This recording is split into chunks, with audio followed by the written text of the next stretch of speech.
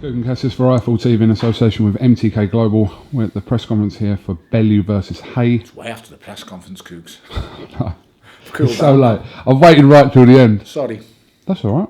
I've got all them media things to do, so all the nonsense in it. Hype and bullshit.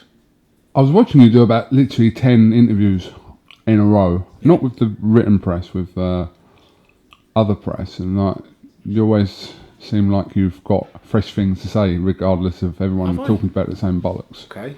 Yeah, true. I don't know. I just get things off my mind in these interviews, I think. I just get it off my mind. If you want to prompt me or ask me something, just ask me and I'll get it off my mind, and there'll be something there. It's like prodding an animal, isn't it? You know, if you ask me enough, I'll get it off my mind. All right.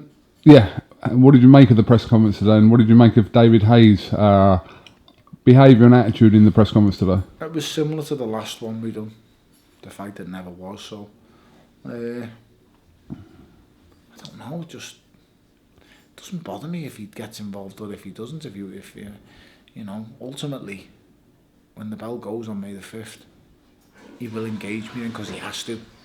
So it is what it is. Just doesn't bother me. It just, you know, he makes points or he says things that I don't think he really thinks through when he makes points and says stuff. And like when he said, "You're not going to get me this time. You're not going to draw me." And I mean, I wasn't trying to draw you in. I was making the point of stop trying to make Del Boy and Joyce and make it with your own money instead of trying to skimp off the show money to promote your own fighter. You know, it's absolutely ridiculous. But, you know, it is what it is, isn't it? He seemed like he was attempting to be civil with you in that press conference. Yeah, of course he's going to be civil, because KUGAN, you've got to remember, he's played his card in the first one of he's going to intimidate me, he's going to hurt me, he's going to smash me, I'm crap, I'm this, I'm that. Well, all them things he said he is, like he said today, is I've beat him. He can't believe it. I've actually beat him, and he can't actually come out and say the injury, which he should, because the injury played a factor in the fight. I'm not going to sit here and lie. Of course it played a factor.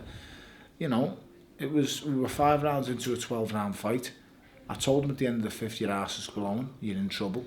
And then very unfortunately what happened in the 6th happened in the 6th. That fight was only going one way. I'm the fighter here who's shown he gets stronger as fights go on. I don't tire. He's the guy who tires as the fights go on. So I don't know. Does it aggravate you that people say? That people say that you only won the fight because of what happened in the second half? For people to say to me that you only won the fight because of what happened in the 6th round, I say, so obviously you only believe what David Haye's side of things then. So if you only believe David Haye's side of things, then why didn't he completely blow me away in the 2 rounds that he said he was going to do? Why didn't he smack me all over that ring inside them first 2 rounds? If I couldn't hurt him or nothing, he didn't feel anything, why didn't he just walk through me punches and walk me down, KUGAN? If you're not being hurt, listen, I've fought non-punches before. Isaac Chilemba is, sorry to remind everyone of that fight, like, but which Isaac, one? Sorry, just checking. Chilemba 2. Okay. So Chilemba, first fight I was absolutely finished after 6 rounds, and I mean exhausted, spent. I'm not even going to get into the story behind that, but I was exhausted and spent after 6 rounds. A draw, what it is. I still think I won the fight, but whatever. I'm the only fighter at home who gets draws when you think he's won. Unbelievable. Or loses tight decisions at home in Liverpool. Only one that ever happens to, but, you know, if your face don't fit, that's it. I've fought non-punches before. The rematch with Isaac Chilemba. All as I'd done was walk through his punches and just get on his chest and work. If I couldn't hit, David's words were after the first fight, I couldn't punch, I didn't hit him once in the fight. He felt completely fine. The only thing that was sore was his Achilles. If that was the case, that means you didn't feel one of my single punches in the whole fight. Why didn't he just walk through me in them first 5 rounds, 6 rounds? Why did he swing for the lights? Why was he getting made to look stupid? Why didn't he just walk up to me, stand close, because obviously I can't hurt him. Why didn't he just get close and fire away? I'll tell you why he didn't do it. Because he got pinged with a left hook in the first round that buzzed him. Believe me, it buzzed him, and it made him think twice about walking in. Like I said before, I'm speaking from experience. I've fought guys who can't punch. Guys who are faster than me, guys who are cleverer than me, guys who are probably better. Isaac Chilemba is probably a better boxer than me, but he can't deal with the pressure I put on him. He can't deal with the physicality of what I've done with him. Just getting on his chest and working inside. David, by all accounts, said he didn't feel a single punch I hit him with all fight. So why didn't you do that to me? It's unbelievable. He's a walking contradiction. That's what he is. He's a walking contradiction. He is what he is. But it is what it is. You know, we'll see on fight night. There will be no excuses. Believe you me, guys, he will turn up on May the 5th. He will. You said that in the press conference, and you've said that before. You have no reason to doubt that he will be in the ring. I have reason to doubt him. Of course I have. Sorry, yeah. Sorry, I'll rephrase that. Okay. He's got loads of previous. But I know he will turn up. His career's on the line on May the 5th. If he doesn't turn up, or if he does, his career's on the line. He cannot afford neither. So believe you me, he will turn up on May the 5th. I know he will. And I know him in for a hard fight. A very hard fight. And damaging fight too, but bring it on. But you're going into the fight with a similar or different mindset to the first one? Exactly the same. Exactly the same. Just get home safe, box, use your brain. This ain't fighting, it's called boxing. So go in there, use me skills. I can't understand why, because he says things like, I'm the worst world champion ever. Yeah, well, you know, if I lose to you, he, like I say, he's a walking contradiction. You can't back up what you said, lad. Just stick with what you said. Stick to just being you. At the minute, he's a wounded animal, and a wounded animal is very, very dangerous. But I say that, he's a wounded animal with a muzzle on. And his mind is as scared as I've got a lead on him. And every time he goes to open his mouth, just a little touch on the leg. You see it, just watch them. Salas or Maz is touching him on the leg, just as he says something or speaks. And it's just a little nudge like that on the leg, that's all he needs to remain composed. Don't let him get under your skin. It's like when I mentioned the Del Boy and Juice with one. Straight away he bit. I'm not doing it. You're not getting me again. I'm not trying to get you. I'm just making the point that we're not. Why should we pay to promote your fighter? You know, I mean, you're doing such a fantastic job on Dave. It's quite obvious the numbers are high and the demand is huge on Dave. Why didn't you put Joyce and Del Boy on the Dave show? I'll tell you why, Cougs. Because we've got about 25 viewers and 24 of them 25 were waiting to see Bullseye right after it. That's why. So, you know, it is what it is, mate. I just think that's funny. You said in the press conference that He's a funny guy. You believe he deliberately avoids talking about someone like Deontay Wilder, or Deontay Wilder specifically? Of course he does. Okay, let's just put it this way. David Haye has links to Al Heyman. If David Haye, from the moment this comeback happened, was serious about gaining the heavyweight championship of the world, once he fought them two crabs, David Haye is a huge name in America. Why didn't he choose to fight Deontay Wilder? Because he could have Deontay Wilder is in search and has wanted a big fight for a long time. Deontay Wilder is even now facing drug cheats, which is a disgrace. We shouldn't be made to do. I give him every credit in the world facing Luis Ortiz, but it shouldn't be happening. That man shouldn't be allowed to box. So, we're now at the stage of Deontay Wilder will literally face anyone, drug cheats included. Do you think Deontay Wilder would knock back a mega payday fight with David Haye? Because David Haye's a big name. Former heavyweight champion of the world. Former cruiserweight champion of the world. Articulate, good-looking lad, can fight. The Americans know him. Why didn't he ever... You've never heard him say Deontay Wilder's name when it comes to a fight, but he wants to call Anthony Joshua. I wonder why. Just might be because there's probably 3-4 times the money in a Joshua fight than there is a Wilder fight. If his sole goal is not money, which he's saying, this is his words, not mine. If his sole goal is not money and it's to regain the heavyweight championship of the world, why doesn't he just face Deontay Wilder? Because this guy's begging for an opponent. I mean, he's begging. He's begging to face anyone with a name. He really is. And full credit to him. Deontay Wilder's a better man than me. I give him so much. I give him all the credit in the world. Deontay Wilder is a brilliant fighter and a good man. He is facing a filthy drugs cheat. And good on him for doing it. I really do hope he wins, because it would be a disaster for boxing if he was to lose to Luis Ortiz. I will be a big Deontay Wilder fan that night. Can I give you a hypothetical situation? Of course you can. Ortiz beats Wilder. Yeah. becomes WBC heavyweight world champion, an opportunity for you comes to fight for the WBC title. No. Well, point blank, you wouldn't consider it. No. Because of Ortiz's. No, I shouldn't. I can't just say it because I know the plan you're taking in. I know why you're doing it, because obviously the people are going on about the Fury thing and stuff like that. I can see the angle you're coming at me from. I'm not stupid. I wouldn't face Ortiz because it drums up views. That's your business. Good on you. The thing is, I'm not going to face Ortiz, number one, because stylistically he's a disaster for me. He is a southpaw, if I'm led to believe he was when he was an amateur, because big, dangerous. Is a southpaw. Ortiz is, Ortiz is a southpaw, big, dangerous southpaw, huge advantage over me, huge reach, huge power advantage. It's all against me.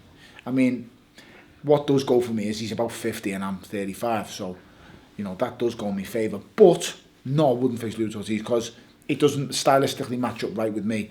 Then we get onto the drug issue. He's a cheat. Not failed not once for steroids, but twice for steroids. Disgrace, ban him for life. People go, why would you fight Tyson Fury? I'll fight Tyson Fury because stylistically he matches up far better with me. And number two, he's been out the ring for years. That's why. Boxing's about timing. Am I fighting Tyson Fury after the minute he defeats Vladimir Klitschko? No. Why am I doing that? Doesn't benefit me. Why am I going to do that for? Why am I going to fight someone who's about 6'10", got about 5 foot reach advantage on me, and he's in the prime of his life? Why am I going to do that for? Did anyone want to face me when I was in the prime of my life? Did anyone want to face me just before the WBC title fight? No, no one did. No one entertained me. They laughed at me. That's what they done. So, boxing is about timing. Tyson Fury stylistically is very hard for me to defeat, but I can see a way for it to be done. I'm quicker than him. I hit harder than him. I'm possibly harder to hit than him, only because there's so much of a target I can't miss. He's that big, you know what I mean? But he's still a very good fighter, very good mover for the heavyweight, but his attributes don't really hurt me in a fight. I take away his positives with my style, so his awkwardness doesn't play a factor because he's so big I can't miss him. I'm going to hit him for fun. I can hurt him, and I know I can hurt him because I'm a bigger puncher than Steve Cunningham. If Steve Cunningham can put him on his back, I can put him out like a light. So you weigh up the positives and the negatives. There's always dangers going into every single fight. That's just life. That's going to happen. But you weigh up the pros and cons. Is the risk versus the reward work out? The risk versus the reward for the Tyson Fury fight, yes, it does. Not quite the same, no, now they've took that ring belt off him. Love that belt. Would have loved a chance to fight for that. But he could put that chinchilla coat on the line, and that would make sense also. So this is your last fight heavyweight then? Yes, categorically, yes. Because if you're kind of... I've lost the chance of living the dream, haven't I, with the Parker fight, because Parker's going to lose today, Jay. You say that, but... So if Joshua and Wilder have got all the belts, potentially... See it after heavyweights. See you later. Night. Okay. I'm just being honest and straight. No amount of money changes that. No. What's the point? Everyone goes on to me about this. Because you fancied it with Wilder at some point. Yeah, I did fancy it with him until he hugged me. And he tickled his own face with his arm. His arms went around my whole body. It was like being hugged by a giant cricket. He was massive. He was huge. And then I looked deeper into his legend and his resume, and he's got a foot reach advantage on me. A foot. That's not like a couple of inches, KUGAN. This is a foot. And I've got some big ass feet, you know what I mean? That's a big reach advantage. Add to the fact he's powerful than me. And I'm not easy to hit, but I'm gonna get hit in that fight. I really do think I can make Deontay Wilder look stupid for 5 or 6 rounds, but then after 5 or 6, one's gonna cut me, and it's gonna hurt. It's gonna hurt a lot. So I'm a realist. I'm not a fantasist. I just tell the truth. Very few do it in this business, to be honest. Very few. Just you and Naz. Spencer tells the truth next to me. The knowledge, absolutely. But to be fair, a lot of guys. I understand why a lot of guys can't tell the truth because they're put in a position. Some work for channels. Some have got agendas. Some work for companies. Everyone. Sometimes you can tell the truth. Sometimes you can't tell the truth. Sometimes you can show your feelings. Sometimes you can't show your feelings. It's like I work with guys at Sky. I'm pretty sure a lot of guys at Sky want to see me win, want to see me do well, but they can't be seen to be they can't be seen to be wanting me to do well in the public because it's not fair. It's supposed to be. And vice versa. I'm very sure this guy at Sky want to see me get my fucking face punched in. I don't know who they are like, but if you're out there watching, you can tell me next time you see They're behind. You don't say behind. No, but everyone, there's always got to be a good guy and a bad guy. It just happens to be, for the first time in my life, I'm not the bad guy for once. Well, he might end up making me the bad guy if he does what he's trying to do now, but I don't know, Cougs. What can you do, mate? I'm just trying to stay in big fights, stay relative, and stay safe in a crazy business.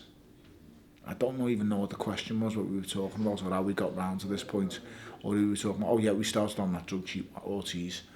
Yeah, I wish Deontay Wilder wins now, I really do. I'm praying and hoping. I mean, I don't even know what I'm praying to or who's, but I just hope he wins. I really, really do, because let me tell you now, it will be an absolute disaster for boxing if Lewis Ortiz is to win.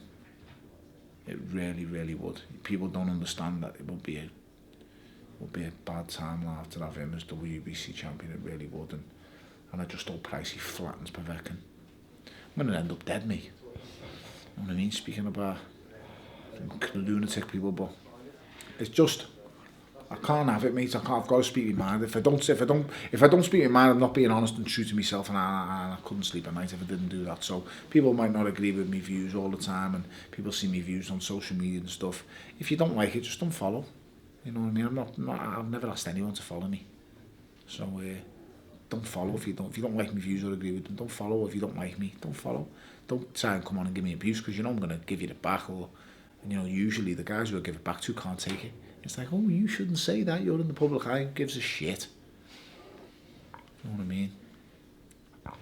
If you give it out, you've got to be able to take it back. Absolutely. That's life. The harder they come, the harder they fall. Finally. Yeah. How confident are you, May the 5th, you end David Haye's career? As confident as I was going into the first fight. Just the same. I'm not stupid. I know I keep saying it, but I'm a realist. I'm not a fantasist, and this fight can be over in 20 seconds at either one of our hands. If I get caught with his big right hand falling over me front leg, I'm going down. What I can say is I'm going to keep getting up until the referee saves me. But if that right hand lands, I'm hitting the deck. And like I say, I'm getting up. But there's a flip, there's another side to that coin, there's a flip. And if I hit him clean on them whiskers with my left hook, mate, he's going down. If I keep digging him to the body, early doors, he's going to gas. So, believe you me, mate, there's so many outcomes and possibilities in this fight. I know what's at stake. And as much as he's playing the humble guy, David Haye is about as humble as Madonna. That's how humble he really is. It's absolutely eating him up inside that he's having to play the game with me here. It's trust me, KUGAN, it's killing him. And he's doing a great job. You know, he's been taking acting lessons for a number of years now, and it's paying off. It's fantastic what he's doing. And if he thinks it annoys me or gets to me or it's going to play any part in the fight, it's not. All he's doing is he's saving energy by not getting pent up and wound up. But I never got pent up and wound up for the whole. The only time I got wound up was when he cracked me at the first presser, and then after that it was like, okie doke, so be it. Once I went home that night, I'd forgot about, done with. But I know what he's trying to do, but just be yourself, mate, because only deep down you know when you look in the mirror you're lying to yourself. I absolutely annoy the life out of him. We were at the Coley Chamberlain fight. I was working for Sky. He must have led on to every single person within the vicinity of him. Every man and his dog. He couldn't even look me in the face. Believe me, mate, it absolutely infuriates him that I'm even on the same stage as him. This should have been a blowout first round job for him in his mind. I am just a fat mouthy scouser who got what he wished for in his mind. I'm telling you, he can't believe it's happened. You better believe it, son. And he's going to watch this interview too. He always watches. He watches absolutely everything. I mean, I won't watch his interview, I'm not going to lie to you. I only usually watch interviews when they give me a good leathering, but it's someone I'm not fighting or someone who's not on my agenda. I usually watch them ones, I won't lie to you. But I won't watch his. I won't watch one single thing, I'll be honest. The only thing I'll watch is probably Haye against Macronelli, Haye against Mormech, Haye against Giacobi Fragamini, Haye against John Ruiz. They're the fights I'll study and watch, because he can't get any better than them. That's him at his best. There's no point in watching Haye against Bellew 1. There's no point, because it's irrelevant, it's gone. One thing I never anticipated is what would happen to David Haye when he's injured. That's the only thing I never seen coming. I wasn't prepared for him in a purely defensive mode. David is a front foot fighter who goes for the kill as soon as he sees it. I was not prepared for a man to just sit on the ropes and look to counterpunch. And let me tell you, mate, I shipped a fair few of them counterpunches as well. I had a headache for 4 days after that fight. But make no mistake, I know he did too. I know he tells you all he didn't feel an absolute thing. But you did. You're a liar. But, you know, May the 5th we'll see. May the 5th we get to draw a line across this whole crazy saga that's involved. David Haye does not, my career does not revolve around David Haye, and on May the 5th I will prove that. My career's already had its greatest night, and it didn't involve David Haye. It involved a fantastic, magical night, May the 29th, 2016, location Goodison Park, and everyone, and when I say everyone, every single person in that vicinity, that place at that time, had an amazing, joyous moment. Only poor Lumbo Macabre didn't, and his family. So, still a good fighter though. I hope he comes back well.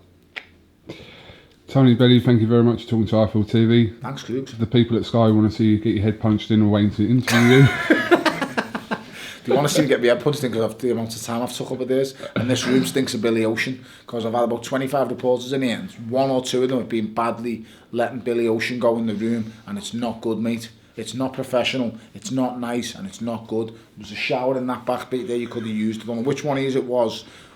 Use the shower cubicle next time. My shower bag's in there as well, deodorant, nice aftershave. I think it was the older generation. There's no excuse. I know there isn't. No, I'm just saying. I'm just happy it wasn't you. You can smell me all you want, baby. It's not that kind of party, Cougs. It's not that kind of party, mate. Right. Tony, thank you very much. Watch an eye from London, guys. KUGAN always brings something fresh, new, besides himself. See you later. Respect.